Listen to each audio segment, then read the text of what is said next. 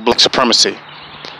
And with this particular video, I want to give you the ultimate contemplation or divine contemplation to go beyond all of your attachments. And this is very important because a lot of people struggle with non-attachment, detaching themselves from certain things in their lives that's causing stress, ignorance, pain, and suffering in their life. I mean, they're losing night's sleep with these attachments.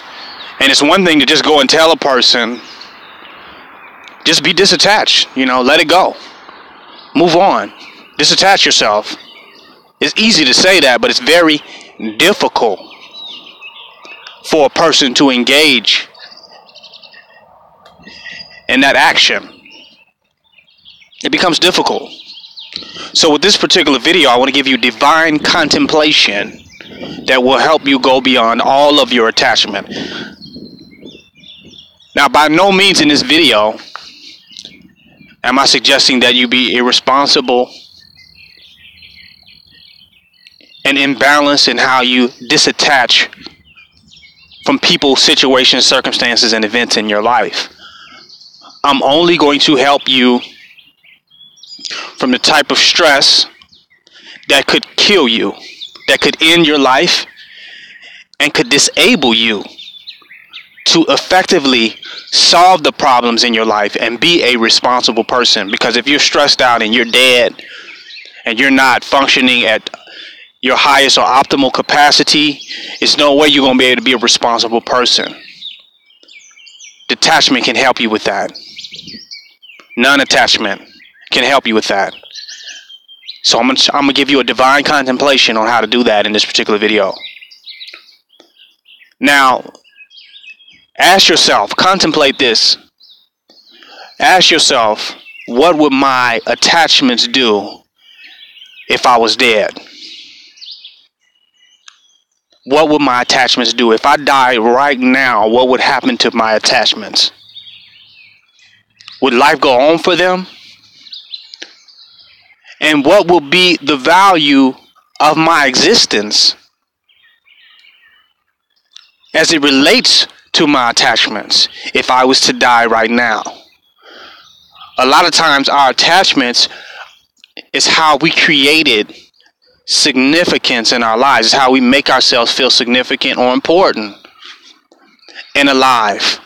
So our ego is connected to a lot of our attachments, even if we're attached to some things that are negative, that they're not beneficial for us, they're not helping us, they're not constructive, we still get some type of significance from them. So our own significance attaches us. How we feel important, how we feel valued. So you gotta let go of that significance. Because if you died right now, that significance would no longer be there.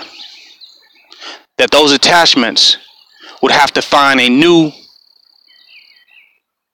a person who can derive significance from them, or a situation, but it wouldn't be you.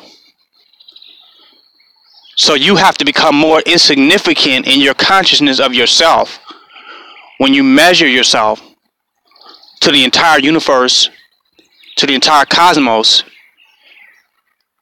to everything that is going on, everything that could ever go on, and everything that has ever went on. You have to find that insignificant place, that you're just not that important as an ego in the grand scheme of all that exists. That's what death makes you aware of, that hey, you're just not that significant. If you die right now, shit is going on. Life is going to continue. Life is going to reorganize. So why are you gaining a significance out of something that does not reflect the truth? That's how you know that it's ego and that it's a false reality. because your significance is really not that important. It is a made significance. It is a maintained significance. And the problem with maintaining that significance is that it could drive you crazy. It could drive you insane. It could drive you to a nervous breakdown. It could drive you into the hospital, to the morgue, where you would visit that death anyway. So ask yourself, if I was dead right now, what would my attachments do? And in some sense, a part of you is dead. Within you is Atma, the self, the observer of everything, the eternal witness lives inside of you. That means that everything is going on, but it's really not a part of it. It's watching everything. It's even watching you watching, you watching. So it's already in a non-attached state. It's already subjective. It's already outside of your experience. It's in a transcendental realm. You want to connect to that part of you that's just watching everything. That's the death of the ego. That's where you go beyond the ego. That's where the ego dies at that point, when you get to that eternal witness self. And witness the things going on in your life from the dead. I want you to go to the realm of the Ogun. I want you within yourself to go to the realm of the dead. And I want you to witness your life from the realm of the dead. And look at it objectively, not as you are attached into it, as this is my life, these things are going on, this is so important to me, my life depends on it, I gotta do this, I gotta do that. See, that's the matrix. The matrix is the stage for all false narratives and all false realities to exist. The matrix allows every false thought to exist. It's a stage for it. It's for the play, the grand play. The Maya, or the samsara, keeping you on that wheel of illusion. So go to the realm of the dead and look at your life from that perspective. Step outside of your life. And with you not being there, how are you being pulled into it? How are you being pulled into these circumstances and events? How is your energy being parasitically utilized in this realm of an illusion? You are being evoked into this realm. The true you is being invoked here to play roles that are not very significant or important to your eternal existence. What would your attachments do if you were dead? So why are they living through you? Why not let them die or find another way for them to exist and allow the true you to live? Because the true you is bliss, is harmony, is peace, is happiness. That's the true you. All of the conflict is how you have attached yourself to the significances of this world, how you have attached yourself to these different narratives, to these different thoughts, thought forms, fears, projections, perceptions. The real you is always at peace because it is invincible, it's indestructible, it's eternal, it always was, and it forevermore shall be. And it is the witness of all of these different dimensions and realms and realities. It's the witness of all of it. But sometimes the witness gets caught up and believes in these temporary stories, these bedtime stories. Not realizing that after the bedtime story, you go to sleep, but then you wake up the next morning. So we get caught up into these figments of our imagination, but they make us feel significant. And we get this great sense of importance, and we just get taken away with it. That this is who we are. That we cannot be unless these things are. Unless things appear this certain way, or they show up this certain way, we can no longer exist. that somehow we'll die. And it's just not true. What happens is those attachments will die, those situations will die, those circumstances will die, but you will go on. And in going on, you will be wise in finding the true essence of who you are as you continue to go on. When you make it through certain realms and certain dimensions and certain experiences and circumstances, it's just an opportunity now for you to see the false from the real as it relates to you, to get more in tune with the reality of self. What would your attachments do if you died right now? And if you're scared to look at that, then you're attached to the false existence that you believe is you. You're attached to the false you. It's not even about the situations. You're not even trying to help the situations, maintain the situations, solve the situations. You're trying to maintain the self that exists in consequences of the situations.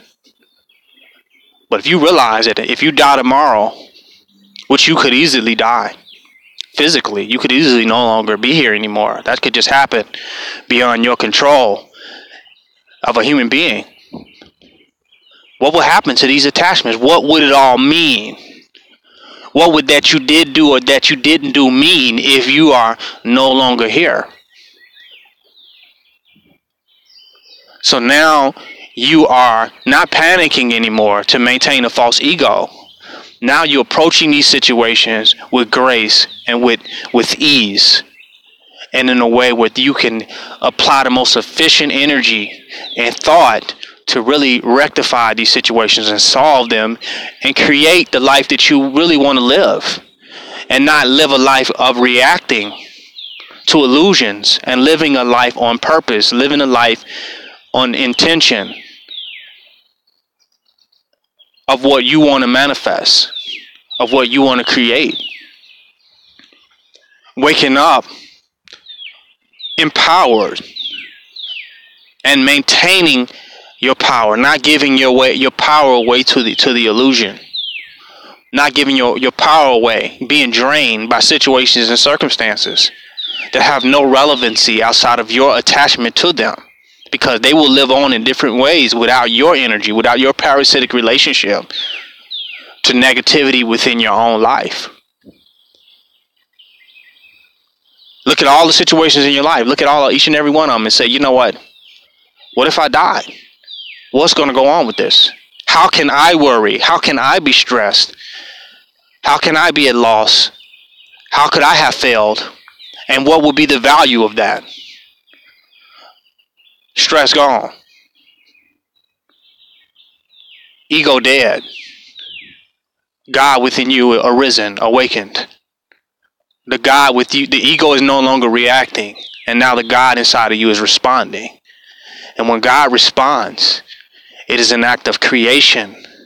When the ego responds, it is an act of imprisonment in one's own perception of things.